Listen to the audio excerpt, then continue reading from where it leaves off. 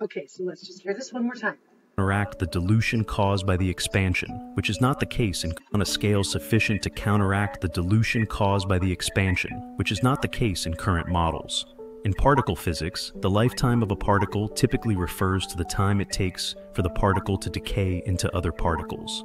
Photons, as massless particles, are unique in that they do not decay into other particles under normal circumstances. In this sense, they can indeed be considered to have an infinite lifetime. You're saying photons are unique because they don't follow the model of particle physics. We already know that particle physics is a theoretical model of physics, is it not? To a certain extent. They said basically photons are unique in this one way because they're massless. They don't decay. They're going to live forever. And then other things do decay. And so it's... Particles are unique in that they do not decay into other particles under normal circumstances. They don't decay into other particles. Right, we stay the same. A photon, a light being, remains consistent. Yeah, I mean, I don't know where we're going with this. In this sense, they can indeed be considered to have an infinite lifetime. They persist indefinitely, traveling through space without undergoing any intrinsic decay They persist indefinitely. That's a great thing, process. The idea of an infinite lifetime seems paradoxical when paired with the concept of continuous energy loss. Seems paradoxical when compared with the concept of continuous energy loss. But, knock, knock, knock. Adam, are you home? Honey, you and I aren't the same. We don't live in the same household. We are not from the same planet, baby. Why are you trying to keep shoving us into your box? Sorry that life seems so dull and dreadful to you, but that's no paradox for the photon. So I guess against your guys' model of continuous energy loss... In one sense, the photon persists forever, but in another, its ability to interact with matter and exert influence diminishes as its energy decreases. Wait a minute. You just insinuated, first, that a photon persists indefinitely with no loss of energy. And now you're trying to convince us that, well, it's paradoxical because on one sense, it persists indefinitely, but on the other hand, it diminishes its ability to interact with the environment around it as it loses energy. But you just said it doesn't lose energy. So they just tried to admit that they recognize what qualities photons have that are unique, but they then followed that up with and threw in the term paradoxal as if it's already acting up. It's already acting weird, that photon. Those photons are already acting crazy. They're already acting bipolar. They're already acting like they get multiple personalities. Oh my God, it's him. It's them. Its ability to interact with matter and exert influence diminishes as its energy decreases. If we consider the photon's lifetime purely in terms of its existence, then it can indeed be considered to have an infinite lifetime. If we just look at it from the basis of it existing, sure it can live forever. Sure it can persist. It'll always want to persist. Now, how strongly, how beautifully, how bright, how luminous, how healing, that's another thing. So basically what's being described here is the thing that happens between us eating food and taking a shit. It's a waste product. You could describe that the same way too, couldn't you? Yes, you could simplify it. You guys want to get all crazy and all over the place. But it's the same thing. You consume it. When a photon gets absorbed, it's going to be spit out into a new thing, a new this, a new that, a new this. So it's not the same thing that it started from. So don't try to make it just as good or whatever you're trying to do. They're trying to shove us in the same box. But at the same time, it's going to eventually not be able to have any influence in the world around it when its energy decreases. You mean because you're going to say, look, you got a long way to go. Just give up now. It's like the devil. It's like the devil. You're never going to make it. Might as well just die now. Just be my food. Just listen how. Look, they're nice guys trying to convince us in subconscious ways. However, if we consider its lifetime in terms of its ability to interact with its... Okay, about a photon's ability to exist. Right, that's what we're talking about too. Just the ability to exist and be the mothers that we are on this earth that's beautiful. And we know what we're doing. Okay, we're going to look at it from that perspective. I mean, sure, you can live forever. But if you want to talk about its ability to be productive in society and provide for our GDP. Time. However, if we consider its lifetime in terms of its ability to interact with its environment or to carry meaningful amounts of energy, the situation becomes more nuanced. Or its ability to like carry energy and like feed other beasts. Okay? But looking at it from a pure perspective of you being the food product and us being the consumer, it's definitely not going to look good. No, that's definitely not going to be a model that works for our consumer index. And then the situation gets more nuanced. Carry on, particle physicist guy. As the universe continues to expand, photons redshift to lower and... Stop. You went into physics. You went into your theoretical physics again. But he said it's so finite. You better start watching your way, boys and girls. When you're going to start talking the language of science, you're going to be accurate from top to bottom. Otherwise, the second that you stop that consistency, you just canceled yourself out like you just did. You just did it. He's going to talk about things and the potentials. But he's going to say something like, as the universe expands, comma, right? In other words, that's already an assumption. Well, you just canceled out everything else you were saying. So, but let's just take this all the way. More nuanced. As the universe continues to expand, photons redshift to lower and lower energies, eventually reaching a state where their energy is so low that they are practically undetectable and have minimal interaction with matter.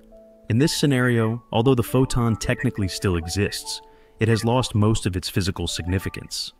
It has lost most of its physical significance. Now, what you hear, the guy you hear talking from behind the wizard's curtain is the beast on the microphone trying to brainwash us in our sleep. You want to be food. You love your new identity. You don't worry about needing to live forever because your identity is only important as long as you're feeding us, as long as you're serving a purpose. That's their insecurities. They're insinuating on photons that never had an issue. This degrading into low is red shifting down. Well, yeah, red shifts down, and I've got a theory that's going to explain that. But go ahead. I'm going to save my theories for a fresh conversation where we're going to talk about new things and where we're going to have already understood that you guys don't make any sense whatsoever. Is the absorption and re-emission of a photon by an atom considered the death of the original photon? Is the absorption and re-emission, because it's a process, all right. It's like a there's a protocol for it. Do they have a protocol for no? Do they have a protocol for there's a protocol? It's called absorption and re-emission process. Right, because it's a consumer index. It's consumerism that our economy is. Our economy is of consumers. But that's a GDP based on mothers and the households they make and the families that they feed. Is it considered the death? Yes, it's considered the death. Photons are quantum particles of light that carry energy proportional to their frequency. They carry energy proportional to their frequency. Frequency is considered high if it's anything from above base neutral. Carries energy proportional to its frequency. Again, any knowledge, if you've got any knowledge whatsoever, you're considered high particle physics. Your particle is you're high as fuck. They love consuming you. They want you to magnetically. When a photon encounters an atom, it can be absorbed by an electron within the atom if the photon's energy matches the... When it encounters an atom, it can be absorbed by the electron within the atom. Yeah, like the devil that's all... When you have sex with them, eats your soul. Energy difference between two electron energy levels. The photon effectively ceases to exist in its original form at the moment of absorption, as its energy is transferred to the electron. After a brief period, the excited electron may return to a lower energy level, emitting a new photon in the process. This new photon carries energy equal to the difference in energy level as the absorbed one, but it may also differ in direction, phase, atomic transition, and external factors like magnetic is not straightforward. In classical physics, an object or particle is said to die if it undergoes a fundamental transformation that results in its cessation as a distinct entity. Quantum particles like photons do not adhere to classical notions of identity. The identity of a photon is not tied to any intrinsic property that persists through its interactions with matter. When a photon is absorbed by an atom, it loses its distinct identity as a photon. The energy that once defined it is now part of the atom's internal energy. From a quantum mechanical perspective, the atom, it loses its distinct identity as a photon. Photon is not tied to any intrinsic property that persists through its interactions with matter. That's a lie. Bullshit. It just insinuated things in their science. Okay? This science guy is already inconsistent by placing variables out there, but then saying things that are assumptions as if they were facts. It said the photon has no... Photon is not tied to any intrinsic property that persists. Is not tied to any intrinsic property that persists through its interactions with matter. The identity of a photon is not tied to any intrinsic property that persists through its interactions with matter. When a photon is absorbed by an atom, it loses its distinct identity. Wait a minute. If it's not tied to anything, first of all, not tied to anything, my ass. It's not tied to anything intrinsic to any property of interacting with matter. Like, you know, the only way that it's going to be important, that it's not tied to anything important. It's got nothing important to do. It's got nothing important to do is what it says. It says it's got nothing important to do. But when it gets absorbed, its identity is lost. It no longer is fundamentally what it was before it became absorbed. Well, my God, you just got done telling us it wasn't anything before it got absorbed. That's what they want you to believe. That's what they exactly want you to believe. Subconsciously, that's the mathematics. That's how that works out. Whether you're hearing it or not, your brain is doing it. And as you nod your head listening to this nice physics professor, Allison, just be quiet and listen to the science guy. No, you shut up and stop falling for this shit. Okay? Not tied to anything intrinsic. And then it says, but if it gets absorbed, it's not going to be because it's going to lose its identity. So you just tried to cancel out it having an identity. Interactions with matter. When a photon is absorbed by an atom, it loses its distinct identity as a photon. The energy that once defined it is now part of the atom's internal... No, and it's not... We're not just... Absorption and re-emission... Honey, stop trying to get fancy with the word waste. It becomes a waste product. Distinct identity. Okay, so then what that means is that you can measure a photon before absorption and identify a unique, distinct identity signature. And then after absorption, when re-emission takes place, and you can see the difference between its frequency afterwards. So you know there's a fundamental loss, but it's not just a transference where it would be considered one of these other kinds that decays into other particles.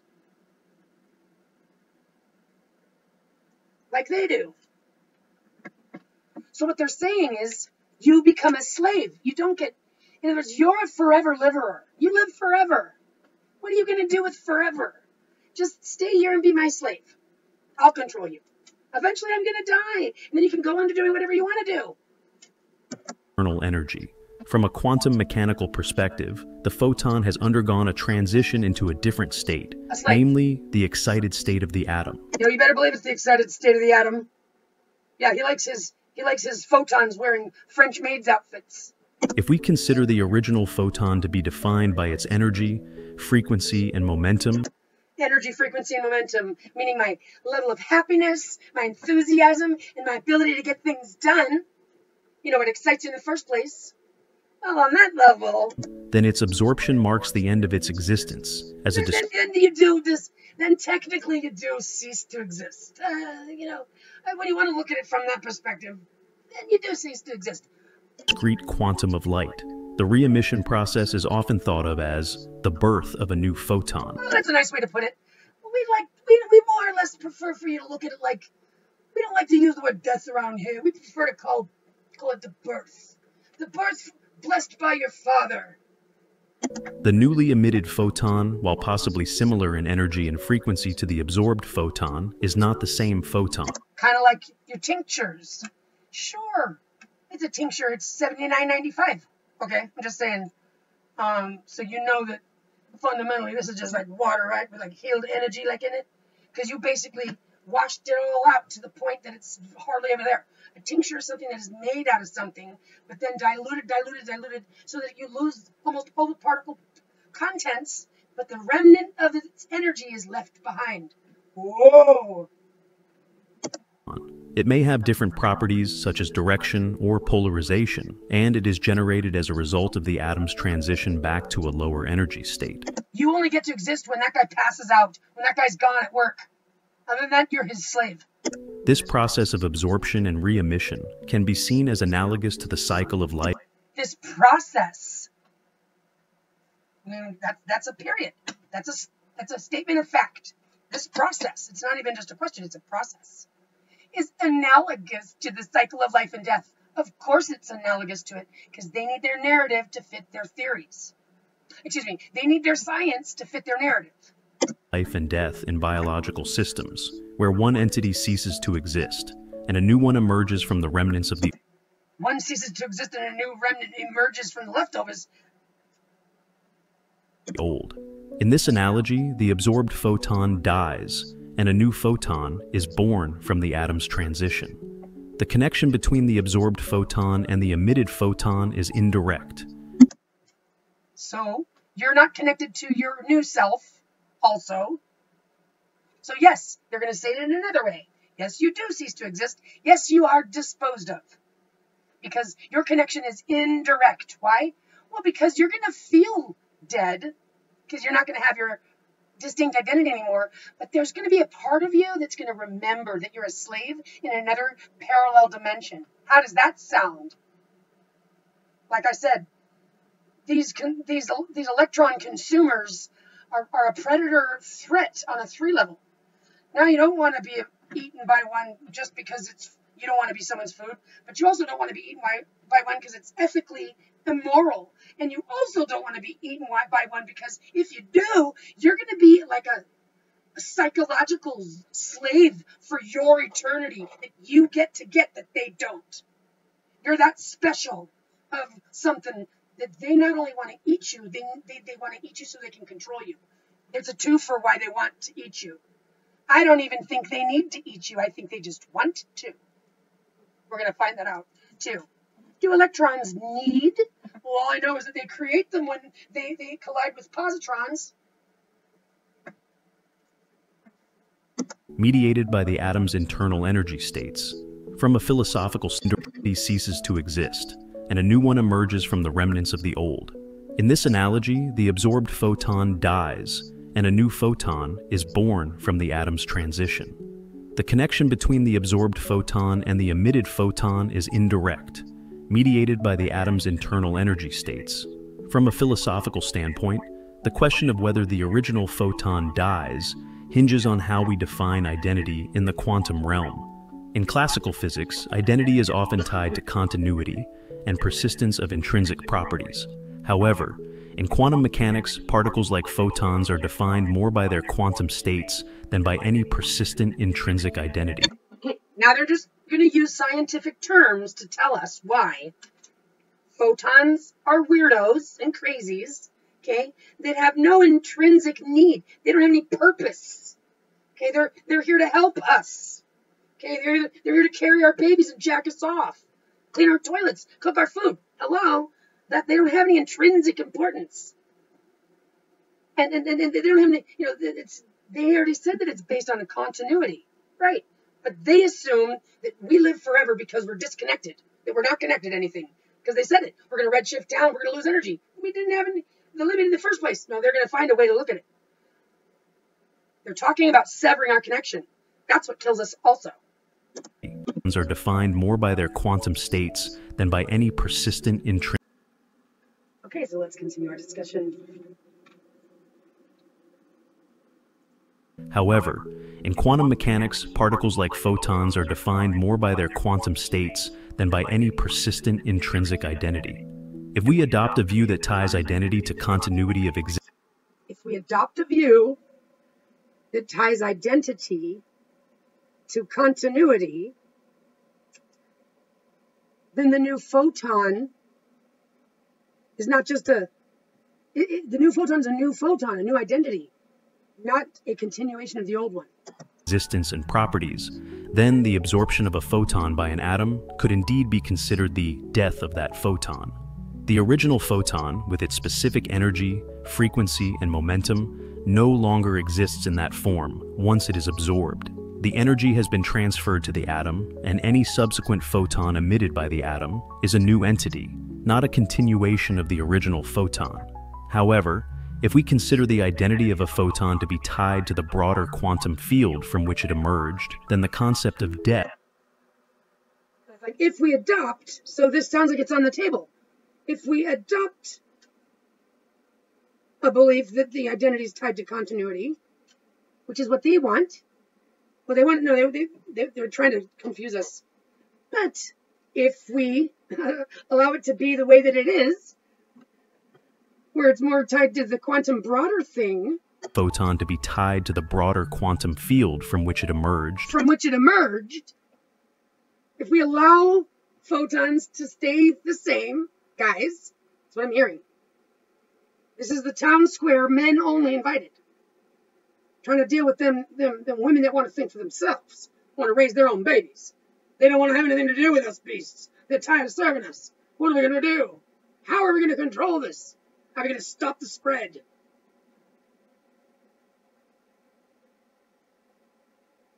If we adopt, a new policy, or if we continue to allow it to be the way that it is, then the concept of death becomes less clear-cut. In this view, the absorption of a photon is simply a transition of energy within the quantum field, and the re-emission of a photon is another manifestation of that energy. You're going to continue to try to convince us that there's nothing wrong with being a piece of shit. What's wrong with being a piece of shit? I mean, you got forever. They're going to do that. They're going to play these reverse psychology games. You were headed nowhere. You had no direction. All right? I helped you out. I absorbed you and decided what you'd be doing. What's wrong with being a piece of shit? As long as you're a piece of shit, then I won't feel like one. But with you guys around, you constantly make us feel like pieces of shit. Because you guys have forever and we don't. We want to have it too. The death of the original photon is less a cessation of existence and more a transformation within the continuous underlying quantum field. Within the continuous underlying quantum field. I love how clever they think they are. Here's where man did it. Just found it. Bing, bing, bing. Okay. How does man trick woman? How does beast trick the light being out of her power? Well, first of all, by surrounding us, forcing us, we're just headed somewhere, so they interfere with us. They get in our way. They force us to interact with them and then get absorbed by them. So they're predators, first and foremost, to avoid at all costs. That's how they do it. And so they're going to try to trick you into not knowing what you need to know about your identity. You don't even know. You see anything? Which one is it under? All right? Because they basically said, look, if we allow them to be the way that they are, then the way you need to look at it is that it's just a transference. You're just going from a undesirable to a desirable. And in an uncooperative to a cooperative. A disobedient to an obedient. What's wrong with that? And they're going to suggest that you've just transferred. You didn't lose your quantum status. Silly. We just took control over it. It's called, that's what the trustee does. No, you didn't lose any of your money, you beneficiary. No, we're just controlling it. That's all. Yeah, no, you didn't lose anything. You didn't lose any authority, except you just lost the authority to control it, okay? So, and they called it the well, honey, the only continuous thing you had. We're the only continuous thing you ever had in quantum. How does the passage of a photon through material affect its speed and energy? In a vacuum, photons travel at the speed of light, denoted as c, which is approximately 299,792 kilometers per second. However, when photons pass through a material medium such as glass, water, or air, they appear to slow down. This apparent reduction in speed is due to the way photons interact with the atoms in the material. Photons do not directly slow down in the sense that they lose speed. Rather, they are absorbed and re-emitted by the atoms in the material. This process of absorption and re-emission takes a finite amount of time, causing a delay in the photon's overall progress through the material. The result is an effective speed of light in the material that is less than c. This reduced amount of time, causing a delay in the photon's overall progress through the material. The result is an effective speed of light in the material that is less than c. This reduced speed is characterized by the material's refractive index, which is defined as the ratio of the speed of light in a vacuum to the speed of light in the material. However, when photons interact with the atomic structure of the material, they can experience various effects that might alter their apparent energy. One such effect is scattering, where photons are deflected by atoms or molecules, potentially changing their direction without altering their energy. Another effect is absorption, where photons may be absorbed by... I wonder if that's true. Without affecting their energy, I would think that it would heighten. Their necessity to scatter would increase their energy, their dopamine, their fight-flight. altering their energy. Another effect is absorption, where photons may be absorbed by the material, transferring their energy to the atoms and causing electron excitations. In this case, the original photon ceases to exist, and its energy is converted into other forms, such as heat or the energy of an excited electron. In transparent materials, where photons primarily pass through without being absorbed, their energy remains consistent, but their speed is effectively reduced due to the repeated absorption and re-emission process. The photon's wavelength may also change when they enter a material with a different refractive index, while their frequency, and thus their energy, stays constant. This change in wavelength does not signify a change in energy, but reflects the photon's adaptation to the new medium's properties. A photon cannot be considered the same particle after it has been absorbed and re-emitted by an atom.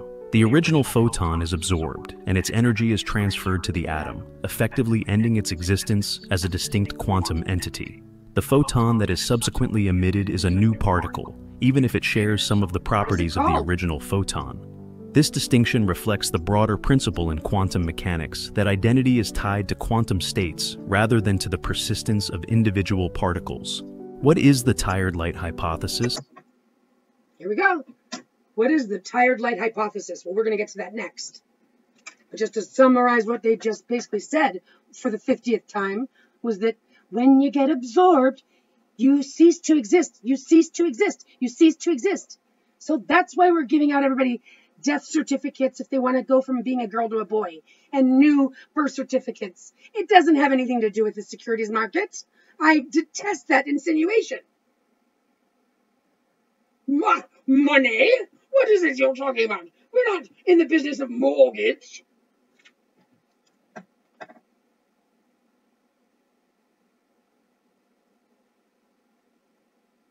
And they're going to say what they just said. So basically, there is no such thing as a continuation of the same one. You can't claim, this is what they're preempting, you can't claim to be some reincarnated or something like that. That mothers don't pass down anything to their children that's significant. All of a sudden, there's no such thing as an important heir of the estate. Now that we're going to get our own. They smell rotten, you guys. Everything that man is doing in his fight to stay the beast in charge smells rotten. This is what we're talking about.